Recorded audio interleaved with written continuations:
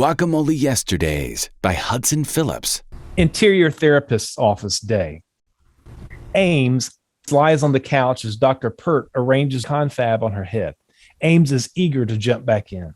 She sticks out her tongue and Dr. Pert places a small square film on it. When are we going to visit today? I'd like you to think back to a moment of where things could have gone in a different direction. It doesn't necessarily have to be a bad memory, and you don't have to significantly change it. Just take it for a test drive. Maybe a first sign that something was not as perfect as you expected. Was there a specific moment? Ames stares at the clock on the wall as she closes her eyes. Interior house, bedroom, dawn. Franklin, in blue PJs, lies under his covers. Ames runs down the hall and leaps into bed with him. It's cold as tits. Warm me up. Shouldn't you be getting up for work? Hello? I can't. Can't what? I can't do it anymore. What? Go to work? Any of it. What's up your butt? What are you doing? Forget it. Just let me sleep, okay? So you're quitting. I think you should quit. I can't quit. I'm doomed to barista hell forever. You mean espresso prickdom? She's almost more offended that he doesn't laugh than the fact that he's ignoring her. She picks up his cell phone. That's it. I'm quitting for you. You're better than this shit anyway. Give it. He tries to grab his phone back. She leaps up, running around the room, pretending to text.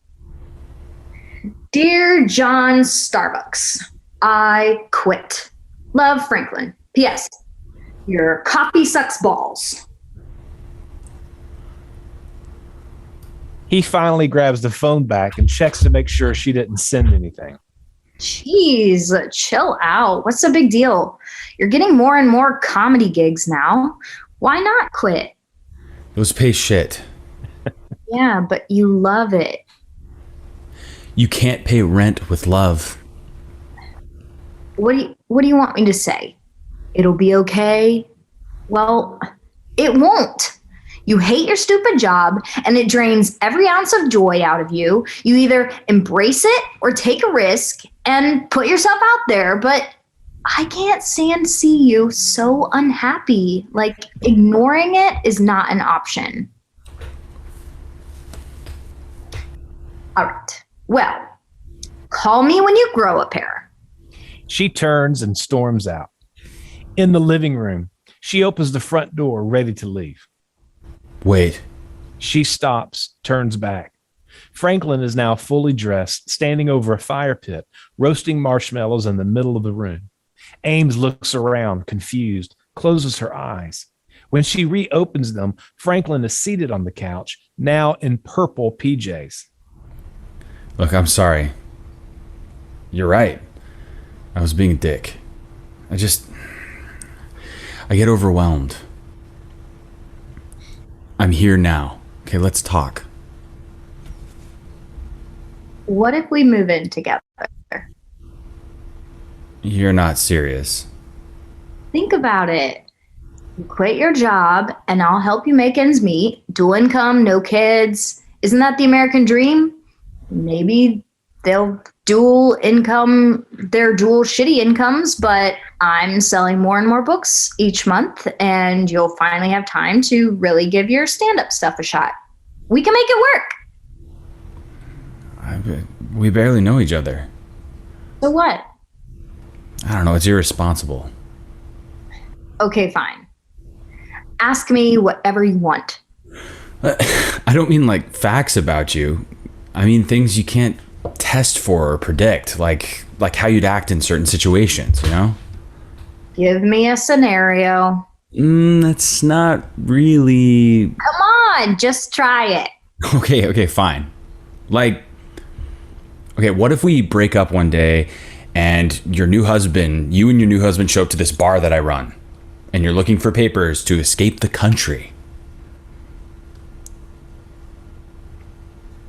I'd tell... She smiles, recognizing the movie plot. I'd tell my new husband to fuck off, and we'd go get a drink and ask Sam to play it again and live happily ever after. Actually, Bogart never says the line, "Play it again, Sam."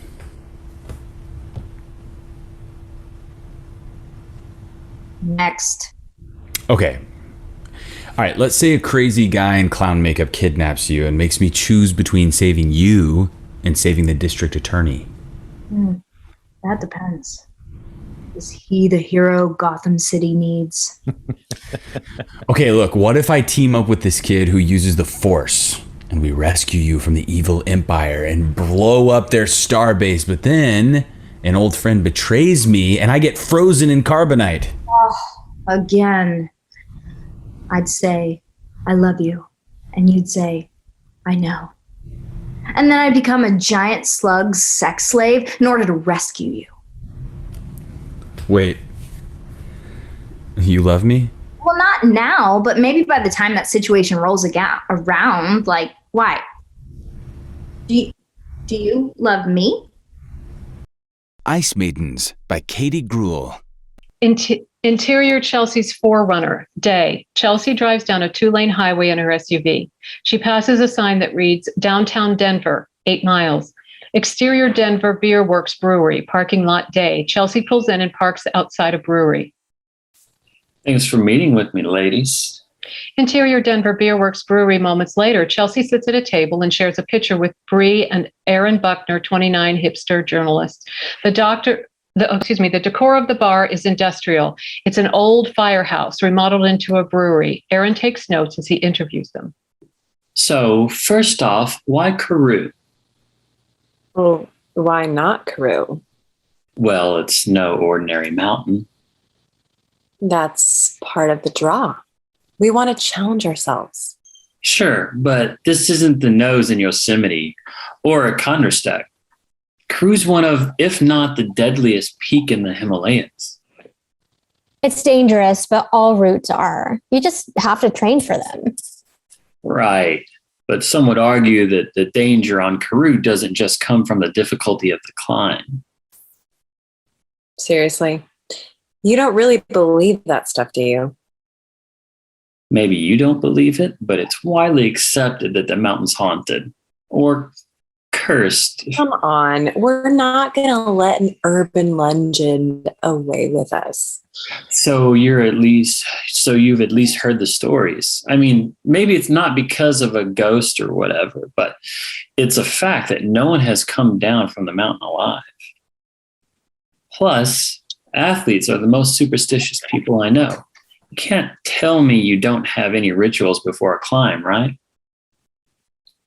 Having a few rituals is a far cry from believing in ghosts. Look, Bree's put together a really great team of women, and none of us really believe in all that stuff.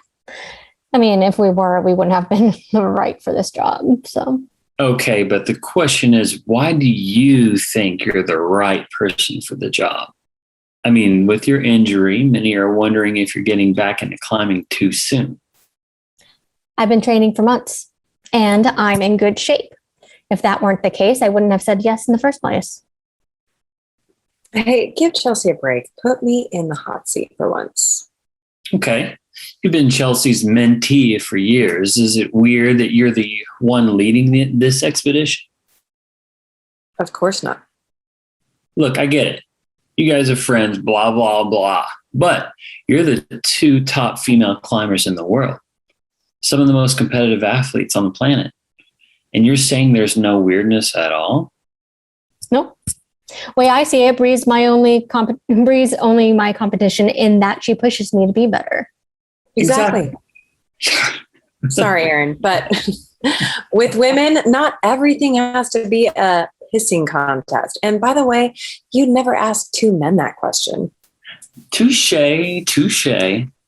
Exterior Denver Beer Works Brewery, parking lot day. Bree and Chelsea walk into their cars. Chelsea waves, then climbs into her car and pulls out of the lot. Then Bree hears, Bree, wait up. Hey, didn't Girl Is Hard Enough in there? Sorry about that. I can get a little carried away sometimes. It's okay. I'm just giving you shit. Okay, good.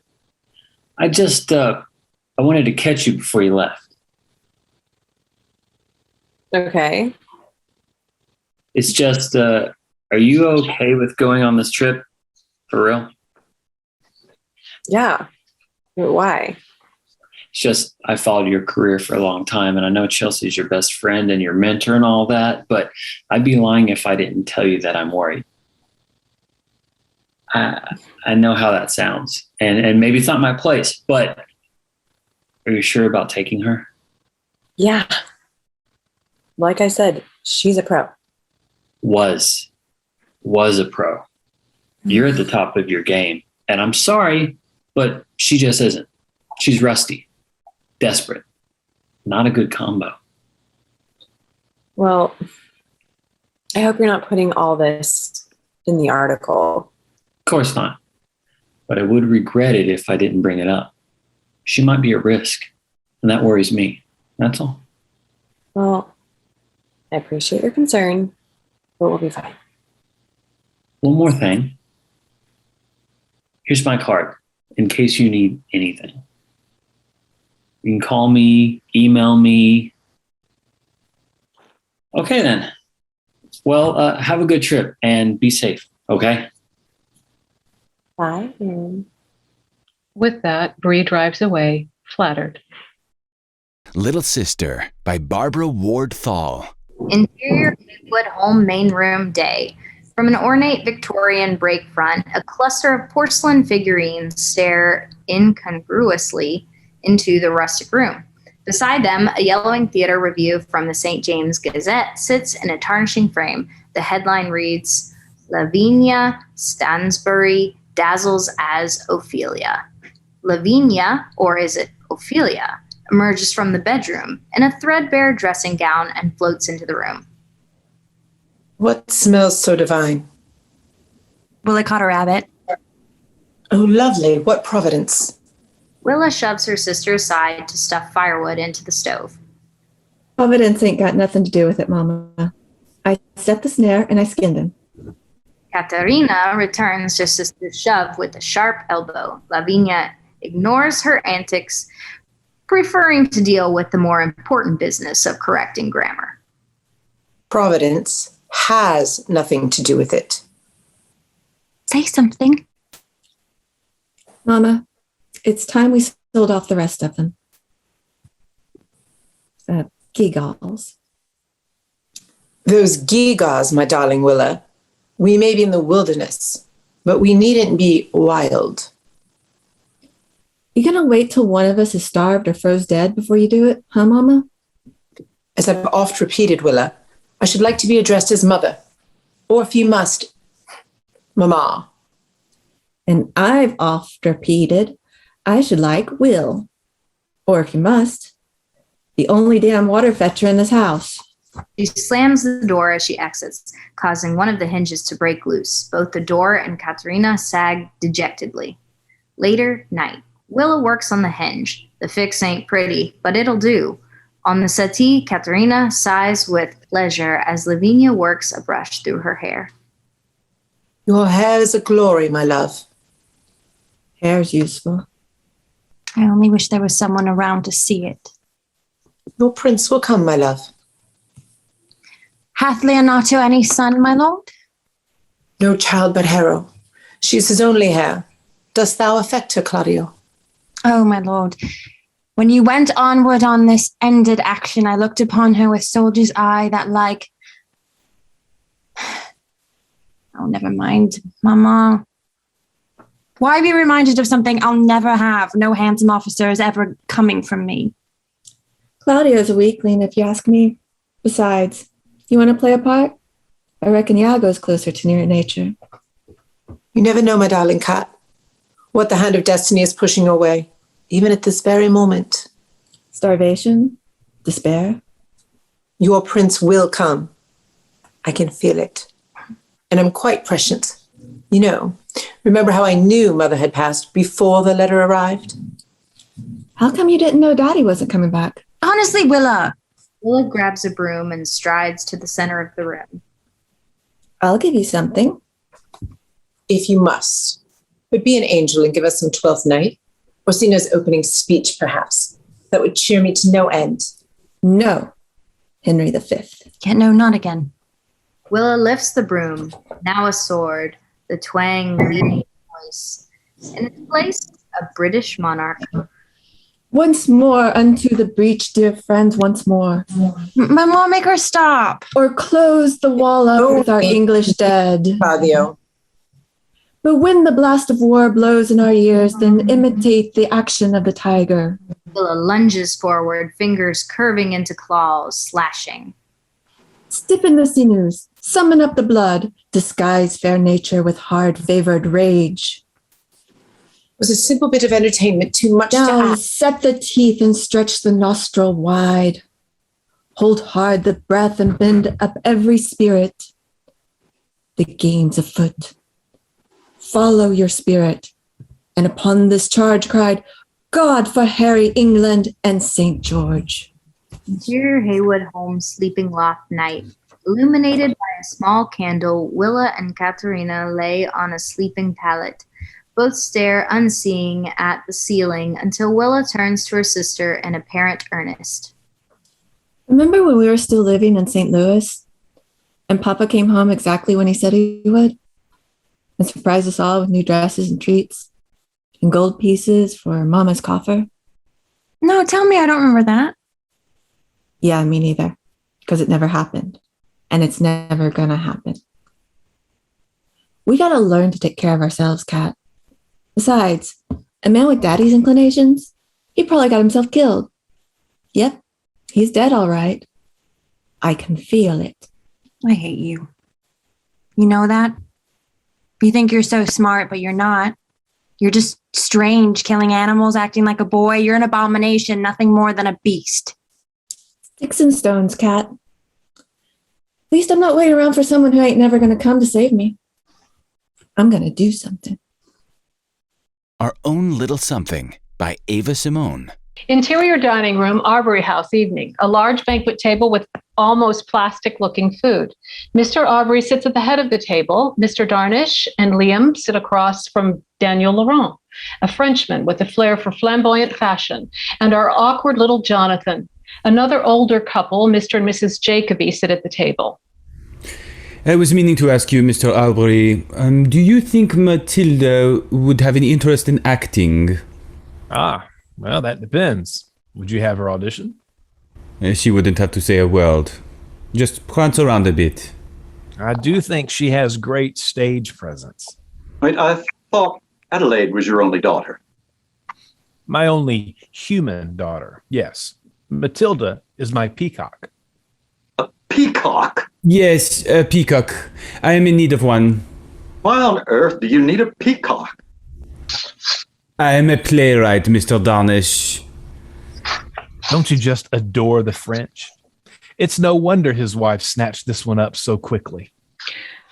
While this conversation continues, a few staff members lay dishes out in the places, serving a few small appetizers. One staff person puts a small dish of sweet pickles at the empty place near Jonathan. He quickly whispers to her. Oh, best to put those over there. She isn't fond of pickles. But what would a peacock do in a play? What wouldn't a peacock do in a play? A peacock is not suitable for the stage, and to imply such a thing is... You deal exotic birds, don't you, Mr. Arbery? So you did read my letters, Liam. Yes, all my life. Beautiful creatures they are. The very same trade that brought Mr. Whitmore's father to my door all those years ago. My father was in search of a parrot and... He gets distracted. Looking like a vision in red, Adelaide floats in. Jonathan and Liam can't take their eyes off her. Then realizing his manners, Liam stands up. Lady Adelaide. Adelaide walks towards him and offers her hand. He kisses it. Mr. Arbery watches her, slightly annoyed. Pleasure. I promise she's not always this late. Mother always said that an event starts when the loveliest woman enters the room. Forgive me, Mrs. Jacoby. Anywho, to your earlier point, Daniel, I think Matilda would oblige.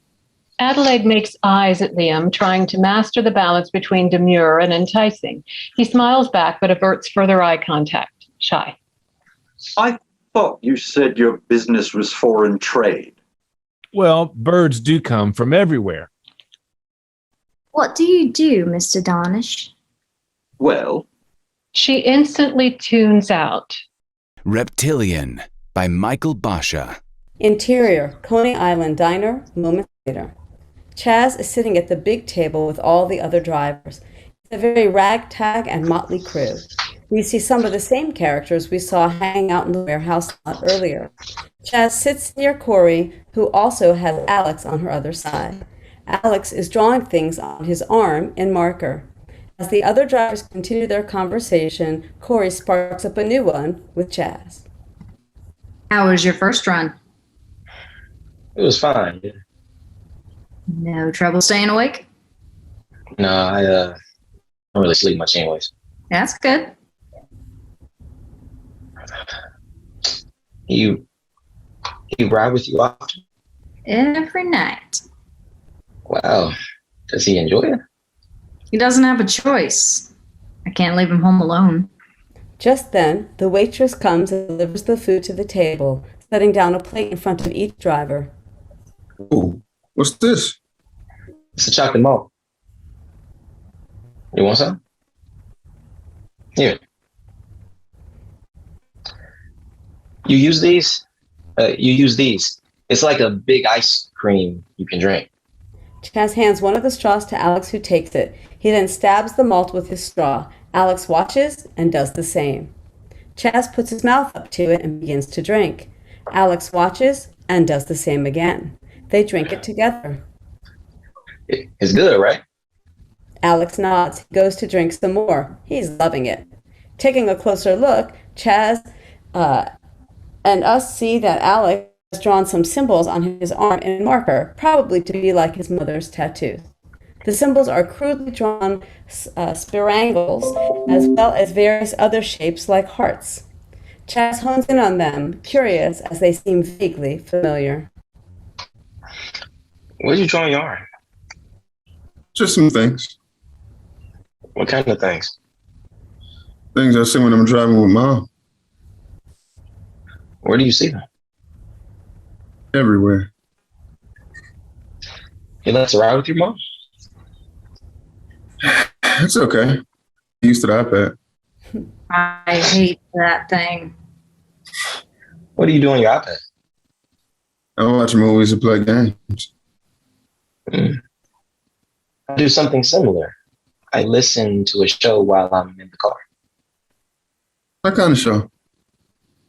It's a show about bad people and how to stop them. What kind of bad people?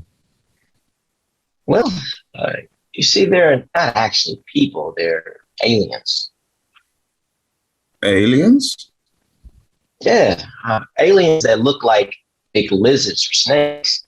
We've been fighting them for thousands and thousands of years. But the thing is, they pretend to look like humans. That's how they hide. They could be anyone. They could be anywhere. Well, how do you know if someone is one of those aliens? Well, there are many clues, but you know what the biggest one is? What? The eyes. They have eyes like snakes. Well, what if you can't see their eyes? And then I guess you have to look at their actions.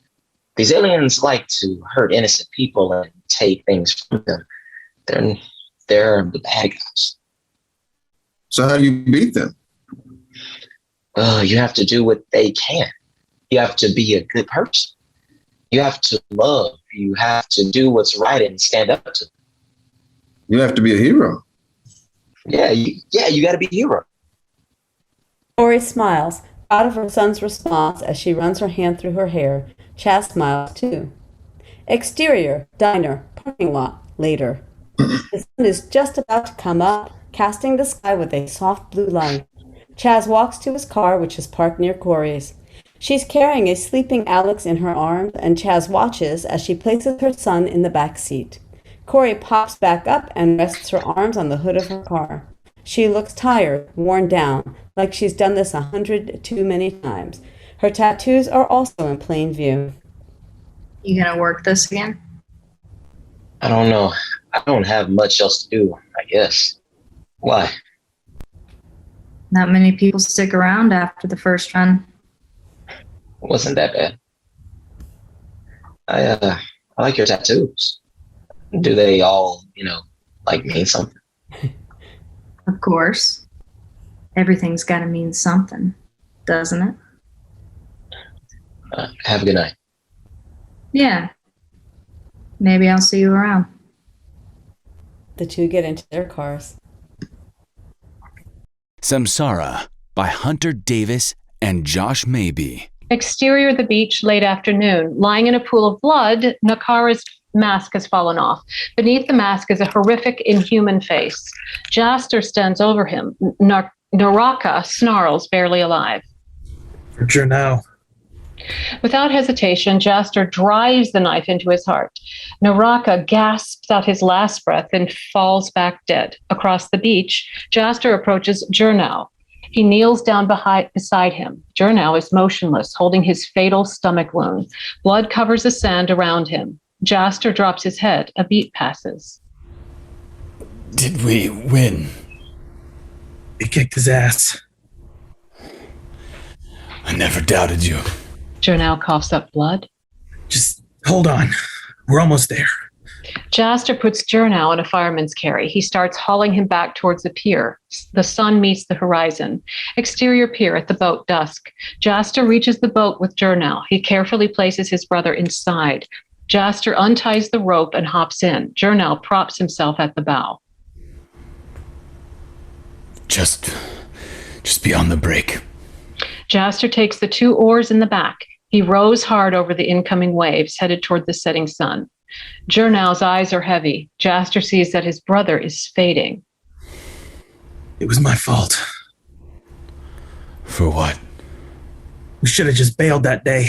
Like you said, I'm the one who forces into a gunfight with Deus. I'm the reason you're dead. It's so funny. Freeing those girls was the best thing I ever did in my entire miserable life. You saved me that day, brother. And for that, I owe you everything.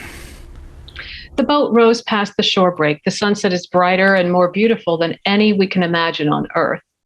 Journo's eyes open and close. Jaster moves to the front of the boat. He takes off his brother's golden bullet necklace. Thought you might want this. Jaster places the necklace around his brother's neck. Journo instinctively rubs the bullet between his fingers, just as he always did. He looks at Jaster and smiles. You're right, We will see each other again. Until next time. Journo slowly dissolves into tiny light particles. They blow away in the wind, spread over the ocean. Journo is gone. Jaster takes a moment. He closes his eyes, accepting the loss of his brother for a second time. A long moment passes. Jaster looks at his bag of memories. He holds it over the side of the boat and empties the contents into the ocean. He sits back and watches all his cherished items float away. Jaster turns back into the setting sun. Another worldly sight to behold. Jaster hears a song playing softly. It's his favorite song from the opening scene. It seems to play all around him. I love that song. As the sun drops below the sea, it emits a vast, sweeping wave of light that shoots across the ocean. The bright light engulfs Jaster in the boat. Jaster's life flashes before his eyes. The Gray in Me by Jeffrey Grellman. Interior old train tunnel, morning. Dulcie continues into the dark until a whisper cuts in. No. Ghetto Bird will spot your jailbird James. Go the other way, Dulcie. They're circling. An intimidatingly larger woman at the end of the tunnel in matching muddy prison overalls whispers echo in here. Dog's coming from the other way. I'm gonna kill that dog. I'm gonna kill that fucking dog. Keep your conscience clean, Maggie. Spare the dog. Kill the pig. Oh, look at you. Did Coffee Creek Correctional bake a tough cookie? Okay, just stop. Don't. Gonna get through this. Get where I'm going. Which is where? The Yukon. Disappear. Never see a rotten human being again, because I'm never to be seen again. You got people there or just you? Just me, the squirrels, and the bunny rabbits. Like a hermit. Like a fairy tale. Like a fairy tale. No people. Exterior forest 2, morning, walking. Yukon. You'll freeze to death. How are you going to get there? Survive out there? Give me a step-by-step.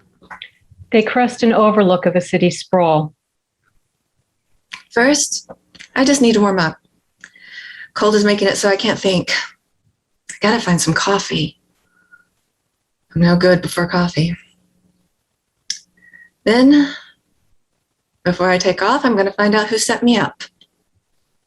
No, I know. Me too. I got to get some coffee in me too. I get a little cranky.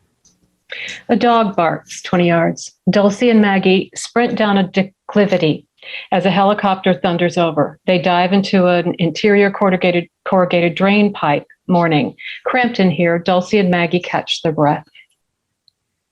Fuck, so you get coffee without a nickel to your name? I got it worked out. Hit a continental breakfast and a Best Western, or Holiday Inn, or, whatever, because you can just walk in and pour yourself a cup. Then, just walk out the front door. Think about it. Name tag behind the check-in doesn't know you never checked in. I slept in a tree last night to get my bearings and, look around. I think I saw a Best Western sign down in town, but it's kind of hard to tell. They crawl through the pipe and exit out into exterior forest 3, morning. They army crawl up to a cliff behind the backs of businesses and about 2 stories down to the dumpster and alley. Amid the dim and gray across roofs and telephone poles, they see it, a distant, illuminated Best Western sign. Okay, good. They should have a swimming pool.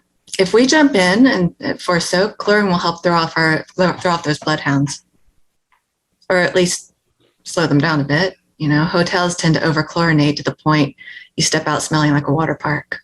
Like where your head's at. But I swear, I see any asshole starts in on us about proper swim attire or what's our room number. Why is it tangled? Supposed to coil it?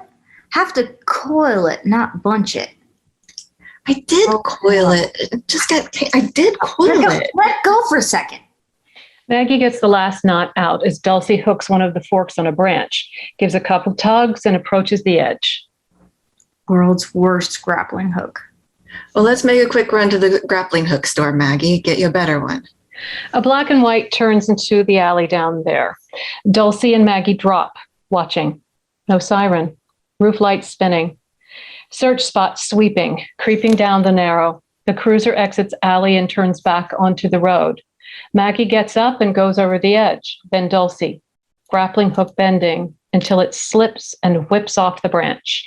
Exterior alleyway, morning. Dulcie drops and slams into the oil-puddled pavement, followed by that unreliable set of welded together forks. She grunts, grabs a parked bumper and hoists herself up on an olive drab 40s era army car with a fat white star on the door. Starts to walk away when a dog barks suddenly, stopping her. Just a lap dog inside the old parked car. She throws a cinder block through the back window. Maggie grabs the dog and puts it in a dumpster. Maggie gets in driver. Dulcie gets in passenger, leans across Maggie and starts hot wiring, but her eyes flick to the... You keep looking at that dumpster. I'm not looking at the dumpster. Pedals aren't working. Why are the pedals not working? Dulcie taps an ignition interlock device. DUI thing. Have to blow into the thing so it knows you're not drunk. Maggie blows on to the straw and looks at the device. What? Why's it taking so long? You have to wait for it. It takes a minute. Hold on. The light beams on the IID. Maggie steps on the gas, reverses, but the cold car sputters. Easy. Easy. Hold the car. Let her warm up. Just let it idle. Let it idle. Dulcie feels the heating vents. Maggie shuffles around her pocket, pulls a small vial of bennies and pops a few, hands it to Dulcie, who follows suit. What's your plan for getting through the northern border? Probably harder than you think. Easier than a southern border. We see a change come over Maggie as she absorbs this. That police car behind them creeps closer. It's going to be hard to do this without money, Maggie. No guns either. Just don't stop for anything. I know you. You're going to feel inclined to stick something up so you can sleep in a real bed or go to a McDonald's in the morning, but no matter what financial opportunity presents itself, don't stop. Do not stop. Armored car leaves their back door open. Do not stop to look. Okay? Just keep moving. You'll be tempted, but you'd be wise to remember. That's how convicts get caught. Okay. But you want to stop and get a coffee at the Best Western first? Time, Space, and the Poet by John Turner. An old man with big bug-eyed sits in the corner with signs that read, "Silence is golden, and it's the end of the world." Subjection? The OAA put an end to V. That leads to D. We need subjection from our own protection. Our volatile reality was created purposely from the very beginning in order to subdue us. They create only to desecrate. Problem, reaction, solution. The Hegelian dialect. Hey, I think you're onto something. The creation of the OAA was to establish peace, not to program us. Our generation isn't allowed to speak about you know who because... You know who? If there is such a person, he allowed the OAA to get rid of the abomination of R. Research the evil done in the name of it. If there is, I'm sure he didn't want us to get rid of him. What are you talking about, if? Guys, we should be careful. I'm wearing a conversation monitor, and it shows we're in the yellow. Look, it's just my opinion. Well, you're right about that, and your opinion is completely wrong. How are they programming us? Everything causes division. Regulation, legislation, the proliferation of social and economic injustice, all of it, first manifested into words. You sound like a poet. Regulation, legislation, and that's the situation. Funny you say that. I am. In fact, online, they call me the poet. What? Get out of here, really? Oh, so that's why you know everything. You're a poet. Look, man, I'm not trying to come across that way at all. When... Just stop it, okay? Stop it. Drew, chill out. You're getting pretty worked up. John, please finish your thought. I'd like to know all about your poetry later. John stands and rubs his forehead as he glances at the old man.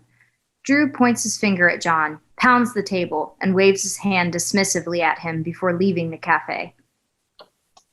I'm sorry about that. I had no idea he would react that way. You have nothing to apologize for.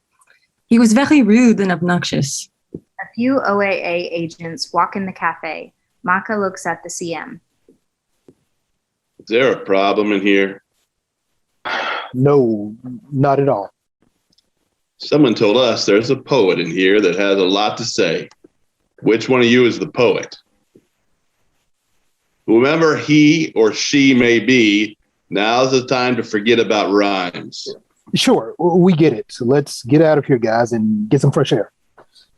Superior Public Street, downtown, same day. They exit the cafe. The song, Blue is Green, by Miles Davis, is being played by Sammy. They stroll down the street. John and Julie are side by side. The others are behind. How come we've never seen you before? We come here often?